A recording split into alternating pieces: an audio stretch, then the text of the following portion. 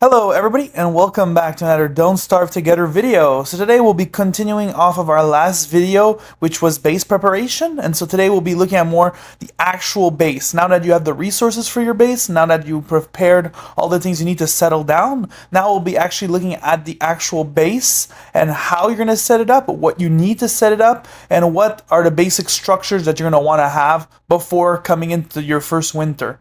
Because after this first autumn is done, you should have the basic structures. If you have more time, I always say to get more stuff, but usually, like I said, this is for beginners, so just focus on the most important things, and you can always have next spring, next autumn, or another time during the year to get the rest of the stuff that you're missing, because the objective here is just to have the basics to survive. So let's get started.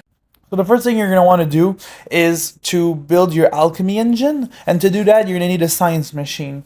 Once you build your science machine, which is really basic resources that you've already collected like gold, wood, and rocks, you're going to be able to build your alchemy engine. Your alchemy engine, you need to refine some resources to make it, which is not the end of the world. You just got to go in the refine tab and do boards through wood. You're going to also need cut stone through stone, and you're also going to need electrical doodads that you can also find in the refine tab that takes gold and cut stone. Once you've built your alchemy engine, you can make yourself a hammer and you can destroy your science machine. You won't be needing it anymore because the alchemy engine does everything the science machine does, but better. So now the next thing you're going to be wanting to do is make your fire pit. So your fire pit is the 12 stone, 2 logs. But at the same time, what I suggest is that if you have the resources for it, to already build your endothermic fire. This is going to prepare you already for summertime, and also it's going to help with just making sure you already have like the resources for it. Because if you arrive in spring and then you want to build your endothermic fire and then you realize that, oh wait, I don't have the resources, then you might be in a time crunch. But by building your endothermic fire right away, well, then you're already sure to be prepared for summer. Let's say your summer comes a little bit faster than you expected because you have trouble counting the days. All these kinds of stuff, you just want to be prepared in advance. So, like I said, fire pit, endothermic fire. The endothermic fire is the cold fire, which allows you to cool down during summer. The next thing you want to be building is your crock pots and your fridges.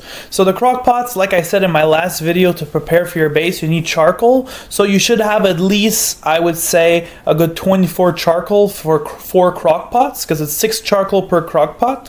So if you have that, at least that's the minimum, and the rest, well, it's going to take a lot of cut stone you're going to need. For the fridge, you're going to need 1 gear. So that I didn't mention it, but yes, the gear, you need 1 for the fridge. Me, I had 3 gears, so I made 3 fridges. So if you want, you can try to find them in your world, but it would be important before winter to have at least 1 fridge, so you can start also collecting the ice during winter and also having a stockpile of food. For your crock pots, make sure that they're close to your fridges so that you can reach them while you're in the fridge. That's going to save you a lot of time while making meals, but it also is going to compact your kitchen so that it's going to be a lot closer together and a lot easier to organize your resources. Me, usually I have 1 fridge for ice and seeds. I have 1 fridge for meals, and I have 1 fridge for ingredients. Farms are pretty good for early players because new players, mostly vegetables, they get them from carrots or mushrooms, but you're going to be wanting getting more vegetables for more meals, so you're going to be wanting to get by farms. When you're going to be more advanced in the game, there's other ways to get more vegetables, which is by the ocean or in the caves, but for now you can focus on farms for that. Another thing you're going to be needing for your base is going to be bird traps, but also bird cage. Now, bird trap, as you can see, you put a seed in the trap and you're going to be able to get a bird in exchange. And the bird trap is something that you build to put your bird inside, and it will transform your meat into eggs for you.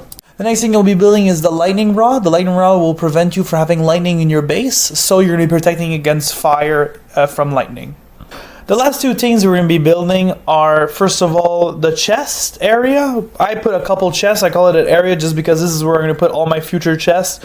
Am I going to move it later on? Maybe, but the important part is just to have some to protect your minerals from moleworms and also protect all your important items. The rest, you can put them on the ground, but let's say ash is another item that I would put in chests because if not, they're going to blow away. Stuff like that.